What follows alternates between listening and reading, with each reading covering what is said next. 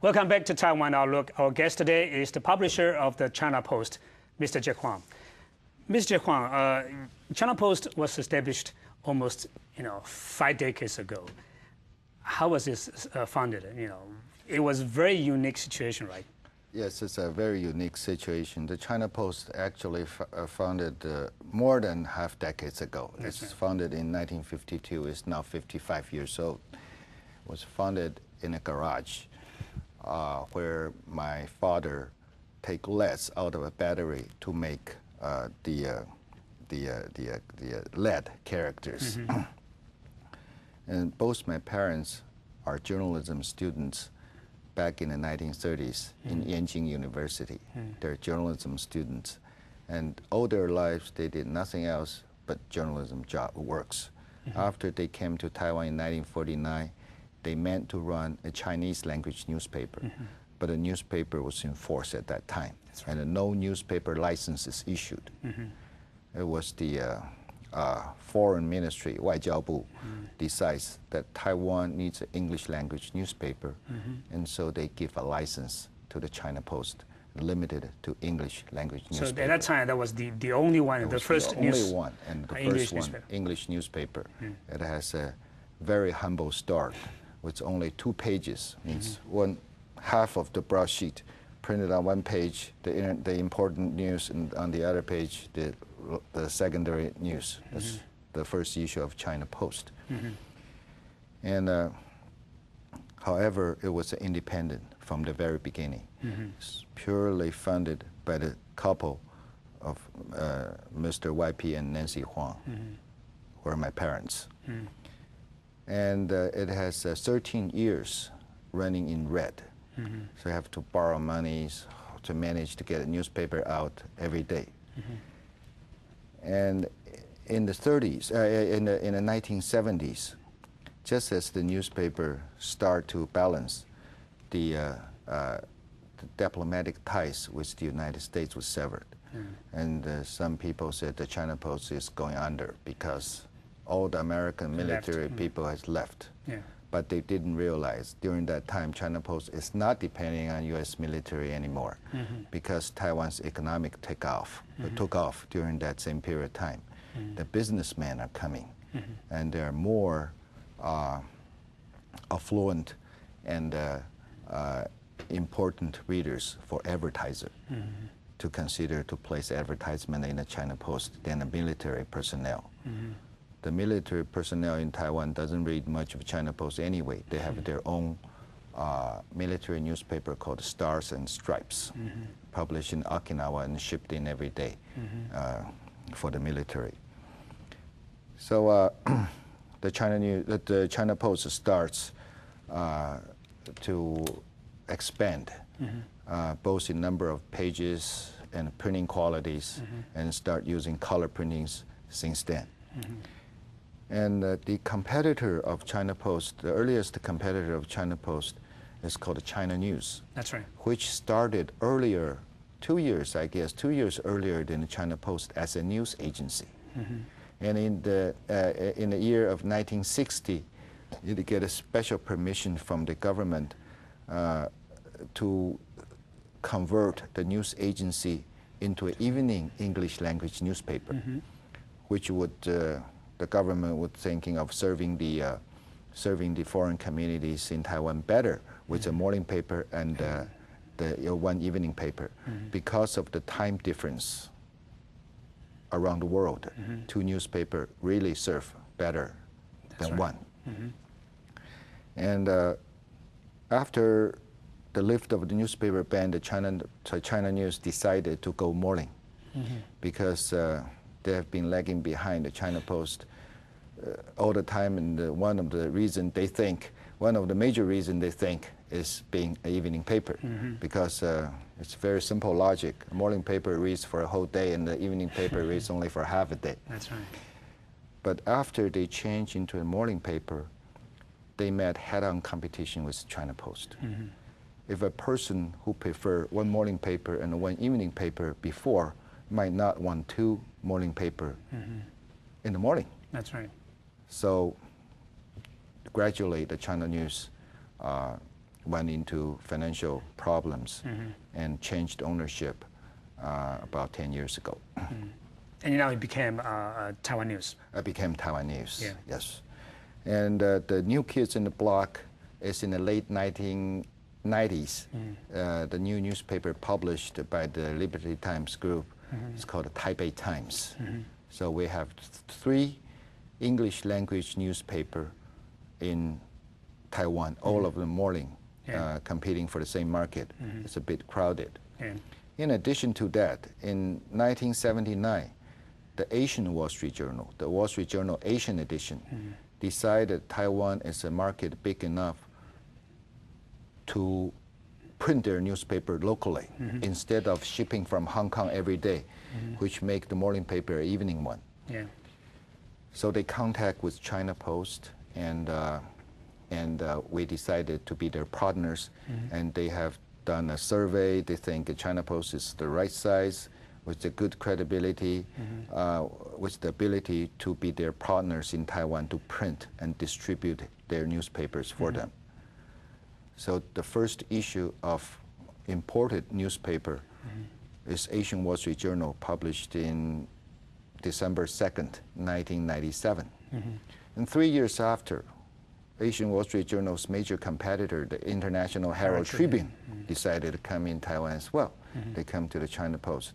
And I said, sorry that I cannot print your paper because I have this understanding with the Asian Wall Street Journal. So they found a commercial printer somewhere in suburb Taipei and start printing and circulating in the same morning in Taiwan. So Taiwan is a not so big market for English language newspaper, but consists of 3 local English language newspapers and 2 imported. That's right. That's a bit crowded, I would say. But what are your editorial policies or guiding principles in printing your news? Oh, the policies is basically set by my parents, the founder of the newspaper, and they insist on being an independent newspaper, no affiliation with business or political parties, and they are accountable only to our readers, and they insist on clear separation of facts and opinion, and that's why it has been over 40 years that China Post opinion page is always on page 4 and never moved. And they also insist a clear distinction between advertising and contents, so these 2 don't mix. Make sure these 2 don't mix. And for editorial policy, they're supporting policies that would benefit the greatest number of Taiwan's 2.3 million people. 23 million people, sorry. Yes. But in terms of news items, how many desks you have here in your newspaper? In our editorial room, we separate into 7 to 8 desks. Each is responsible for different area of news or features.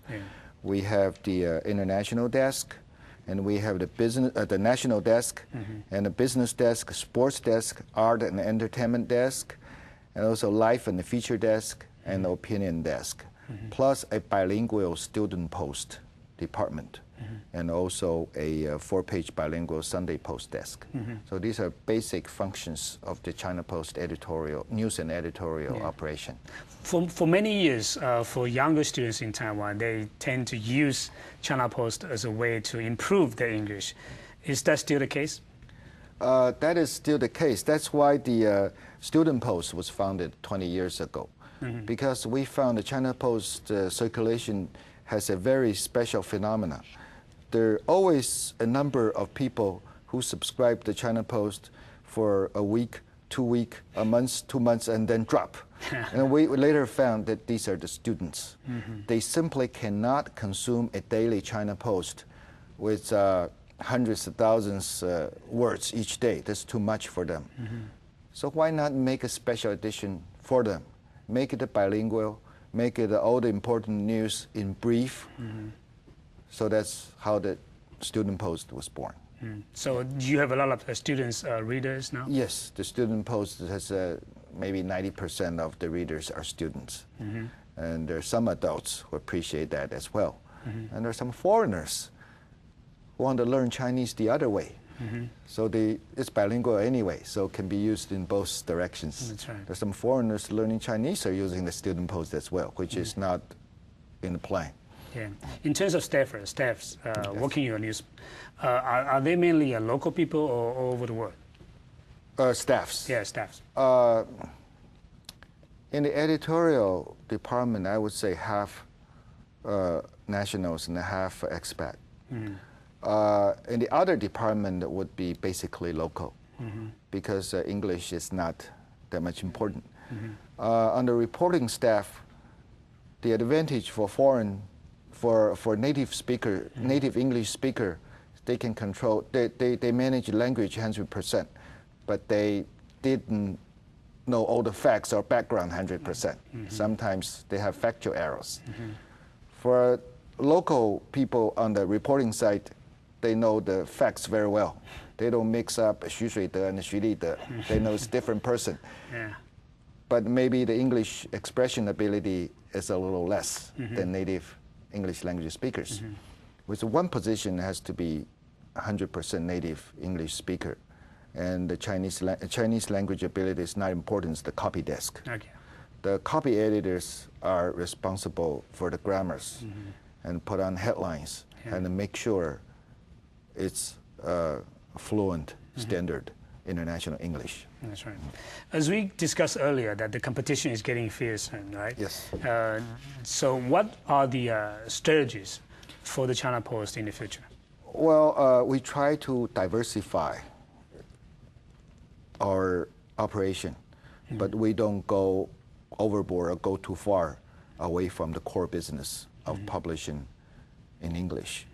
So that the bilingual student post is an extension to the younger and educational market that also sprang off a market of like English writing class or journalism English class, which is very popular in the summer vacation when students have time to improve their English.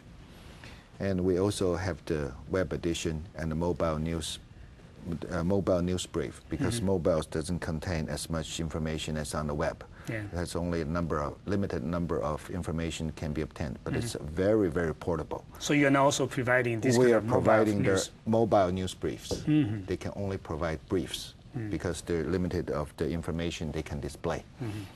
And we also publish a series of theme supplements. We take trade shows, holidays, promotionals, are all the areas that we can do special supplements to make extra money to compensate the decreasing amount of advertising money which the whole media is suffering right now. And we're also doing some contract English publishing service, because publishing in English is a very specialized business.